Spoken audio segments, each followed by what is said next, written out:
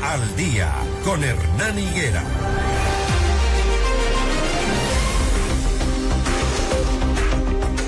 Las 6 de la mañana, 23 minutos, gracias a quienes se integran a la señal de 98.1 FM Mundo y a través de www.fmmundo.com. Gracias por sus mensajes, a quienes se comunican con nosotros, por brindarnos sus opiniones, también son siempre muy importantes. La ley orgánica para impulsar la iniciativa privada en la generación de energías entró en vigencia el pasado lunes, luego de que fue publicado en el registro oficial menos de 24 horas después de que fue aprobado por la Asamblea. ¿Cómo liberar restricciones y abrir las puertas a la inversión? Le pregunto a la doctora Viana Mayno, exministra de Telecomunicaciones, quien ya está con nosotros esta mañana. Buenos días, doctora. Buenos días, muchas gracias por estar, por permitirme estar con ustedes esta mañana en FM Mundo. Gracias, Hernán. Sí, efectivamente la ley fue promulgada recientemente, este fin de semana, el día domingo, y es importante entender que la demanda energética en el Ecuador crece por sobre el 8% anualmente, sobre el 8%. ¿Y por qué? Porque básicamente responde al crecimiento del sector económico productivo. O sea, mayor producción económica industrial, agrícola, camaronera, minera, significa mayor crecimiento económico, y esto también significa que el Ecuador en promedio necesita algo como 400 megavatios anuales de nueva producción de energía, adicionales a los que ya se tienen. ¿A dónde vamos con esto? A que la inversión en el sector es fundamental. Es el sector que más, de servicios estratégicos básicos, que más requiere de inversión, y de ello va la importancia de la ley, ¿no? Ahora, respecto de cómo la ley impulsa este crecimiento, es importante entender que la ley trata de la generación. Y la generación, hablando de producción de casi 400 nuevos megavatios por año, significa que no solamente hay que producir nueva luz, esa es la generación, sino también transmitirla y distribuirla a través de redes a cada finca, a cada granja, a cada domicilio, a cada oficina. Entonces, la ley, ¿qué tiene de bueno? Yo creo que hay que hablar de lo bueno, que sí, efectivamente ha liberado obstáculos, ha mejorado situaciones, ha aligerado plazos de permisos, licencias y autorizaciones gubernamentales, pero se ha centrado en la generación, no dando paso a la delegación o a la participación privada a los demás campos, que también son importantes porque alguien pudiera generar mucha energía con inversión privada, pero si luego para llevarla tiene que usar la red de transmisión pública, además de pagar un peaje, que no sería el problema, tiene la limitación de que se ve obligado o restringido a la capacidad de esa red, que no es eficiente, como sabemos, y luego para distribuirla también tiene que hacerlo a través del Estado. Entonces, a la final, lo que termina sucediendo, perdón, y con esto vamos al meollo del asunto económico, es que el único comprador de la generación del sector privado inversor viene siendo el Estado. Entonces, porque solo puede generar, venderle al Estado para que pueda transmitir y distribuir. Pero eso no sería, digamos, como para los inversionistas un buen negocio. Digamos, es un tipo está incompleto. Es una limitante, en realidad es una limitante, ¿no? Es una limitante. Me refería a eso, pero creo que hay que celebrar el impulso que se le dio a la generación, siendo una limitante que el inversor no lo pueda hacer en el resto de la cadena. Eso es lo que quiero decir. Que ideal es que la participación en el sector sea integral, generación, transmisión y distribución. Lo cual también le diversifica el riesgo, porque si uno como generador ha invertido a riesgo de su propio dinero, porque aquí lo importante de mencionar es que la inversión privada es el dinero del privado en una infraestructura de producción de energía pública que va a las personas o a las empresas, y que si la recupera bien y si no, pues también, no es un riesgo del Estado. Doctora Mayno, sin embargo, si el único cliente es el Estado, porque es el único que le puede pagar, allí viene el tema de lo que se llama la bancabilidad, o sea, la capacidad o la seguridad de poder cobrarle al Estado. Ahora, doctora Mayno, ¿por qué esto los asambleístas y el presidente no abrieron, digamos, el abanico para que el negocio sea efectivo y no dejar con estas limitaciones? Sabemos que el Estado tiene problemas con proveedores, tiene problemas con algunos inversionistas, tiene problemas. ¿Por qué no lo abrieron? ¿Por qué el presidente no objetó este proceso? Bueno, mire, y aquí quiero mencionar algo. En Ecuador, en nuestro país, hay unos cuantos sectores estratégicos, no son muchos: minería, hidrocarburos, precisamente energía, telecomunicaciones, infraestructura y transporte y agua. En todos los demás sectores mencionados hay inversión privada y apertura a la inversión privada con exactamente la misma Constitución de la República. El único sector estratégico en el cual el nivel de inversión privada es cero es energía. ¿Por qué? Porque lo han venido restringiendo a través de la Ley de Servicio Público de Energía para la inversión privada. Entonces, a su pregunta, estimado Hernán, ¿por qué? Porque romper del todo este monopolio estatal ha sido un proceso gradual, duro, complejo. Yo entiendo que se negocia entre bancadas, se conversa, y que llegar a acuerdos entre ejecutivo y legislativo, e incluso dentro del legislativo, no es algo tan simple, ¿no? Es algo de su complejidad. Entonces, la ley se llama, como reitero, de generación, y en ese sentido la generación se ha mejorado mucho. Las posibilidades o la apertura versus la ley inicial de principios de este año, en la cual, por ejemplo, se limitaba la inversión privada, figúrese usted, amigos que nos escuchan esta mañana, a 10 megavatios. Un proyecto privado de 10 megavatios es un proyecto prácticamente que se puede decir de autoconsumo. O sea, alguien podía invertir solo para autoabastecerse, es muy pequeñito. Imagínense que la demanda del país va sobre los 4.500 megavatios. Para tener una relación, ¿no? Poner 10 no es poner nada.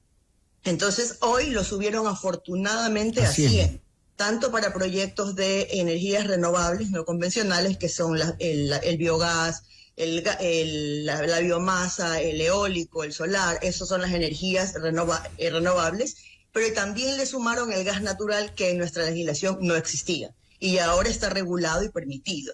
Entonces, se han dado pasos importantes de 10 a 100, tanto para gas como para las otras energías. También, si presentas tu iniciativa, tu proyecto, y no está en el plan de desarrollo eléctrico, en el Plan Nacional de Electrificación, que se llama, previsto, si no está previsto ese proyecto que tú presentas, te lo pueden dar las licencias y los permisos sin ir a un concurso. Antes estabas obligado a ir a un concurso. ¿Qué le parece que con tu propia idea y tu propio dinero tú presentabas un proyecto de apenas 10 o más y tenías que ir a concurso con otros? ¿Quién lo iba a presentar? Pues ahora lo han corregido y ahora es hasta 100, tú puedes llevar tu propio proyecto y te darían el permiso siempre y cuando no esté previsto que el Estado lo haga en su plan de electrificación, ¿verdad? Ahora, si sí lo tiene previsto, sí tienes que ir a un concurso. Es mucho más razonable en ese sentido, e introducen el gas como un concepto que lo celebramos, de transición entre los combustibles fósiles y las energías renovables. El gas está en la mitad y eso es algo bueno. Doctora Maino, pero hay expertos que han publicado en sus artículos que esta ley limita la importación de gas natural para empresas privadas que solo podrán hacerlo para el autoconsumo, como usted bien señalaba hace un momento, y que se cuestiona, por ejemplo, que esa parte no la haya objetado el Ejecutivo, porque los legisladores introdujeron ese artículo que puede obstaculizar el objetivo de esa norma. Bueno, yo creo que hay que hacer una lectura integral del documento y a veces se opina habiendo leído una versión previa. Se sabe que en la Asamblea se van cambiando los textos en el tiempo. Mi lectura de la ley lo he analizado, digamos que a profundidad, y realmente lo que yo puedo evidenciar sobre el gas es que primero, efectivamente se habla de importación, no de exploración y explotación, que sería lo ideal. O sea, no te permite explorar nuevos yacimientos de gas. El único que hay en el Ecuador es el Campo Amistad al sur del país. Hubiera sido ideal, y ese sí es un comentario que nos queda debiendo. Claro. La exploración de gas natural no está prevista y hubiera sido bueno. Sin embargo, la importación, yo no veo honestamente esa restricción. Yo veo, y estoy un poco revisando el artículo acá, que es la disposición general segunda, en concordancia con la transitoria 3, porque hay que leer las normas en concordancia. ¿Qué te dicen? Que el gas se puede importar para autoconsumo, en efecto, sí es verdad, pero también se puede importar para generar energía eléctrica para sectores productivos. Entonces sí se puede importar gas para atender a los sectores productivos, mineras, camaroneras, bananeras, para producir energía. Sí lo dice la misma disposición transitoria general segunda, y luego la tercera transitoria le manda a la agencia de regulación en 30 días, y así lo dice la norma, a elaborar la regulación que permita la importación del gas para generación y para autogeneración. Entonces yo creo que esta es la interpretación, digamos, completa, de la norma, que es lo que se llama la interpretación exegética de la norma o la hermenéutica jurídica, en el cual tú atas las disposiciones y lo manda a la agencia y le dice, debe de emitir la regulación para proyectos de generación y autogeneración. Entonces, sí lo puede hacer para sectores productivos, tal vez para qué no lo puede hacer para la ciudadanía común, pero sabemos que la mayor demanda de energía es del sector productivo. Así es. Entonces, yo creo que es un avance. La ley es perfectible, lo es, y en el caso del gas, la redacción no es la mejor. También es la más óptima, no es feliz, como dicen mis colegas abogados, ¿no? La pero ley no quiere decir que esté restringido. ¿La ley va a lograr mayor inversión privada? ¿Usted cree que hay interesados? ¿Este rato hay interesados? En referencia a la crisis, si es la urgencia que tenemos como ciudadanos, no es que nos va a resolver la crisis. Sin embargo, sí nos va a ayudar, por ejemplo, por el límite de los montos de inversión de 100 megavatios, bastante. Sí nos va a ayudar a proyectos mucho más interesantes, porque un proyecto rentable generalmente es un proyecto más grande. Y más grande en megavatios es más grande en inversión, en dinero. Entonces va a ser más atractivo, lo creo. El hecho de la apertura al gas también, y el hecho de que las empresas privadas, también lo menciona la norma tangencialmente, pero ya lo comienza a mencionar, deban de comenzar este proceso de transición hacia autosostenibilidad o eficiencia propia energética, también es sumamente importante, porque nos está dando la pauta para que las propias empresas deban de generar su manera individual de producirse energía. Entonces, ¿qué vamos a tener? No solamente inversores privados específicamente en proyectos de energía que vengan y pongan su propia planta, su propio centro de paneles, digamos, solares, por ejemplo, sino que vamos a tener ahora también a las azucareras que queman su propia biomasa generando para energía. producir energía, claro. Ya lo hacen, pero también nos pueden compartir energía. Claro. ¿Qué quiere decir? Que la inversión privada no solamente tendrá que ser en nuevos proyectos específicamente para generar energía, que lo queremos y lo necesitamos mucho, por cierto, sino en los grandes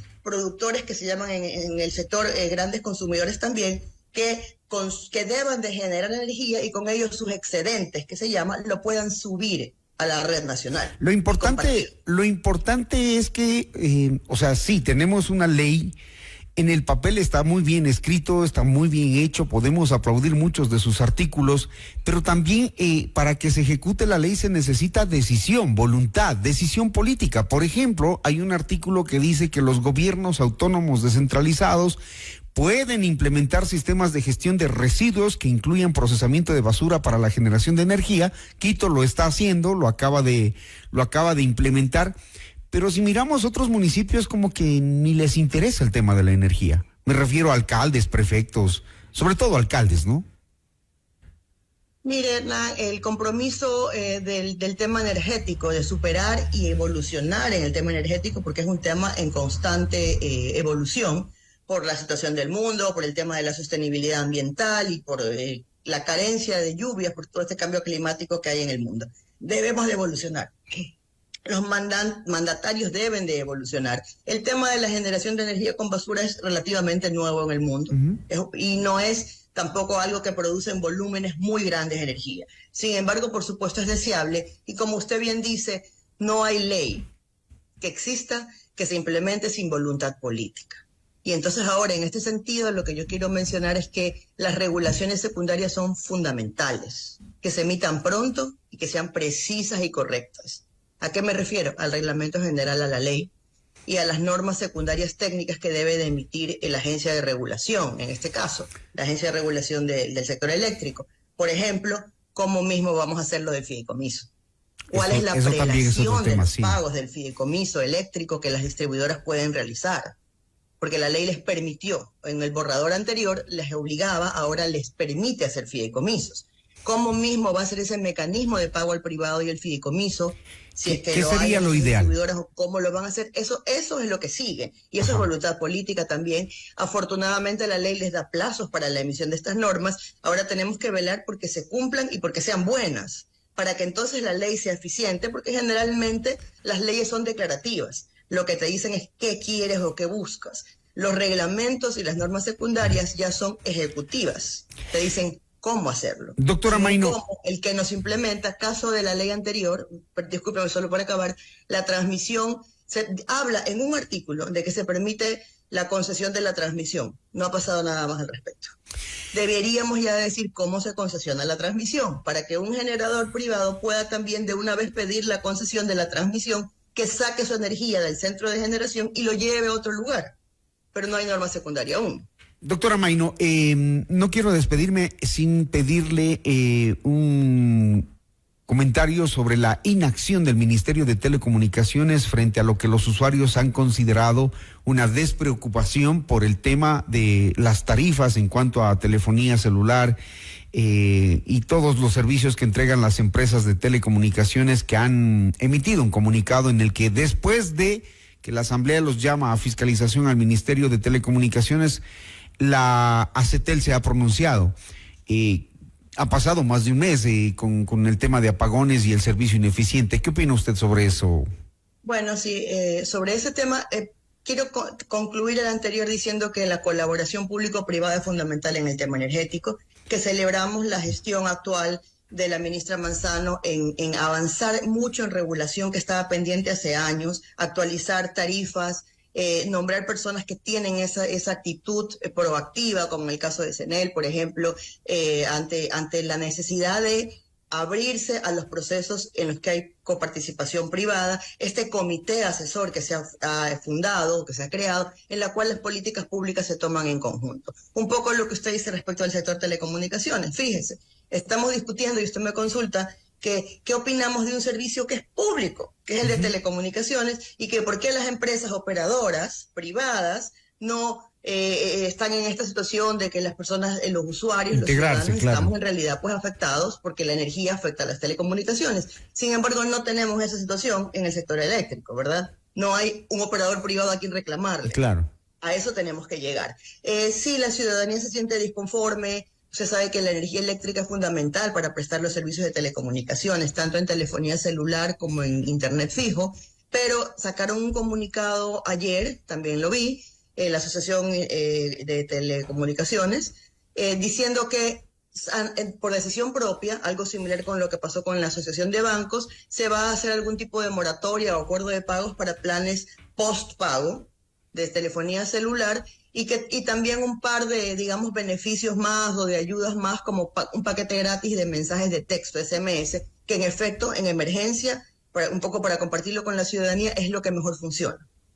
En caso de una emergencia, un mensaje de texto es lo más adecuado técnicamente. Y ejecutar planes de remediación. Es un paso, y ya les corresponderá a las autoridades articular con las operadoras si es que es necesario dar más pasos. Situación como se dio con muchos servicios en la época del COVID, porque ya se volvió un tema económico. Claro. Ya no solamente el COVID fue de salud, sino económico. Ahora, pues, si esta situación continúa, va a haber una afectación económica, digamos, de más largo tracto a los servicios, y habrá que tomar políticas y decisiones en ese sentido. Y evidentemente en los nuevos acuerdos con estas empresas deberán estar este tipo de emergencias bien anotadas y bien consolidadas para que los usuarios finalmente no sean los perjudicados.